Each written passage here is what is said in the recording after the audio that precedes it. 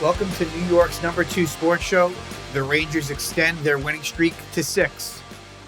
They are 8-2.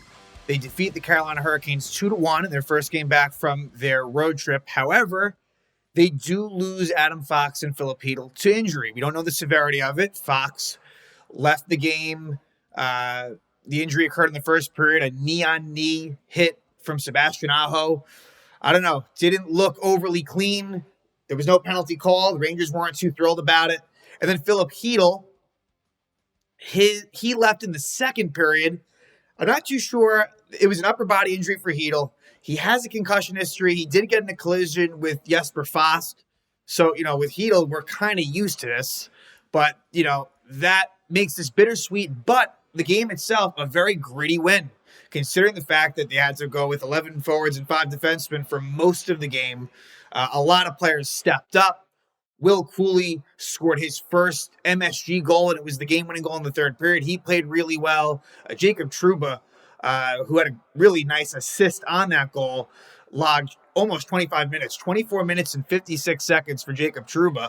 So Rangers played a really good first period, a lot of action going on. Power play goal for the Rangers. Artemi Panarin extends his point streak to 10. And I want to correct myself from last episode that I was originally right in that Darren Turcotte has the record to start a season with 11 game point streak, and Rod Gilbert, that's just at any point in the season. His was 14 games. So you have that as well. And the second period wasn't great by the Rangers, but the third period was a really strong one. Again, Peter Laviolette's system, they're buying into it, and the Rangers are playing a really good brand of defensive hockey. Igor Shesterkin had a really nice game, made 26 saves on 27 shots. So, like the win quite a bit. Beating Carolina, who when it's all said and done, they're going to be in the conversation in the Metropolitan Division. And so, the Rangers had kind of everything stacked against them. A lot of missed high stick calls, I felt like, in this game. The officiating was not great, especially early, but a good win. And I'm really, especially Fox, really hoping that Adam Fox is going to be okay because, sure, you can win this game. And, I think the Rangers have the structure and the system to stay in games, but if you lose Adam Fox for any length of time, that's a problem. And to a lesser extent, Filip Chytil. So what happened is it was, the 5 defensemen, it was a bit of a mix.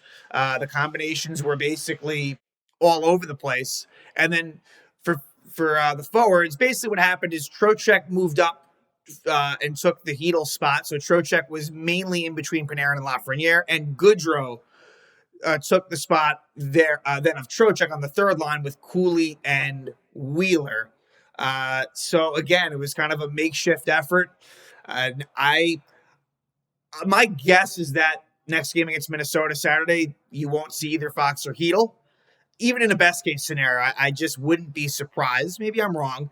And so you probably will see Pitlick and Jones return to the lineup, which I kind of thought you might see in Minnesota anyway.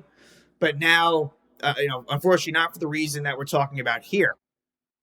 So the goalie matchup was Freddie Andersen and Igor Shesterkin. Andersen was pretty good himself, especially in the first, but the Rangers really came out strong. So in the first, the Rangers draw an early power play, a too many men on the ice penalty for Carolina. Ironically, the Rangers would take a too many men on the ice penalty later in the period, which has been a problem for the Rangers. It has been. And both teams score power play goals on those penalties. The Rangers get it done first. It's Chris Kreider.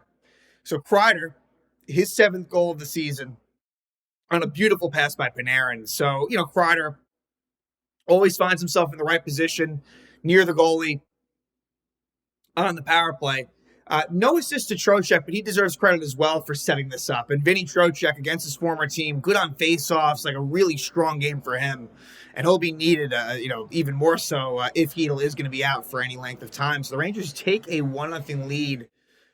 Then they have another power play. Michael Bunting holds Eric Gustafsson at 6:06, and Panarin hits the crossbar. There were chances on this power play, but the Rangers don't score on it.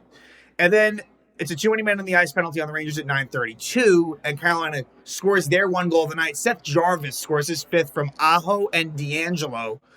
And this was a play where, he gets between Lindgren and Trouba, which you can't let happen. So Jarvis gets a break, a mini breakaway on Igor and scores. So it wasn't as if it was a zone possession. It wasn't like a bad penalty kill job, but just in terms of you got to be a little bit stronger at the line, and Jarvis was able to break through there.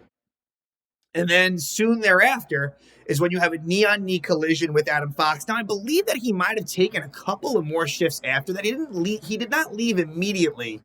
And so I'm hoping that is a positive sign, but he would not return. He would not come out for the start of the second. He would leave the game, and it just didn't look great. It just didn't look great. And with Carolina, look, they play on the edge, and that's part of what makes them good, is that they had that to their game, and it was kind of, I think it might have crossed the line. No penalty called, and again, Adam Fox, the Rangers cannot afford Adam Fox to be out for too long. He is very, very important to this team. So then the Rangers get a power play at 15-20, Natchez high six Trouba, but the Rangers don't score on it. So we go to the second period. Did not like the second period for the Rangers at all, and the end of the first period wasn't as good either, I thought. I think the Rangers were good. The first 10 to 15 minutes were strong. And the second period, advantage Carolina for sure. Carolina outshot the Rangers 9-4 in that second period. And, again, Chytil leaves the game in the second as well. So, again, look, the Rangers had a long road trip. They had every reason to kind of lose this game, but they stuck with it. Kakko hooks Slavin at 6:38. Rangers kill it off. I don't love what I've seen from Kakko. I haven't. That Zibanejad line has not done a whole lot offensively. Give them credit, though. They have been pretty solid on the defensive side. But, yeah, for Kakko, I want to see more. It has not been great from what I've seen. And then at 10:40, former Ranger Brady Shea slashes his old D partner and friend Jacob Trouba. So now here you have Gustafsson taking Fox's spot on the number one power play unit, and Keandre Miller takes Gustafsson's spot on the second unit. Rangers power play does not score. We go to the third period 1-1, and I thought the Rangers were fortunate for that to be the case after that bad second. But the Rangers came out and played a really good third period. They really, really did. At 6:09, another former Ranger, Jesper Fox, hooks Ryan Lindgren, but the Ranger power play doesn't score. And again, no Adam Fox in that power play, as much as Gustafsson is not a horrible alternative, it's a night and day difference. So you don't love that, but I digress. So the Rangers don't score on that power play, but at 10:21, Will Cuylle scores his first MSG goal, the second goal of the season from Trouba and Goodrow. So Goodrow taking the spot on that line at center, but this play was made by Trouba. Now, it almost kind of if Trouba doesn't make this play, he almost turned it over and it goes for an on-man rush for Carolina. But he's able to go deep into the zone, along the boards. Blake Wheeler sets a little bit of a pick. Cuylle drives to the net, and Cuylle, with a quick snapshot, scores past Anderson. Will Cuylle is definitely someone that has the capabilities of being a very solid NHL player. It's going to take some time, but he's young, and I like what I've seen from him, and he's rewarded here.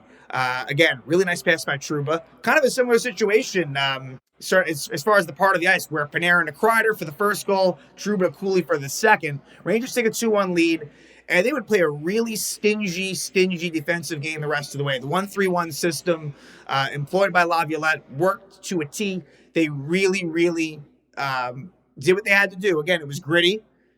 It was kind of ugly. There were some injuries, but they come out with the regulation win. And the Rangers have had Carolina's number. Again, the last few years, they have. And, that's a good thing, of course. So the Rangers win at 2-1. They improved to 8-2. Their winning streak is now at 6. And now, in a weird scheduling quirk, you would have thought that they would have played Minnesota as part of the Winnipeg, road trip, but they go kind of back out, going to the Midwest to take on the Wild Saturday night. And again, we'll see what the status is of Adam Fox and Filip Chytil. I hope that these are nothing too crazy. I mean, again, with Chytil, this has been a thing where he does miss time. With Fox, he is, since he's been a Ranger, there's never been any real injury of significance. I'm holding out hope that this is just done out of precaution. Laviolette said they will be evaluated further tomorrow. So again, Carolina comes to Madison Square Garden. The Rangers back from their successful road trip, and the winning continues. They beat the Carolina Hurricanes to extend their 6-game winning streak. They win it 2-1.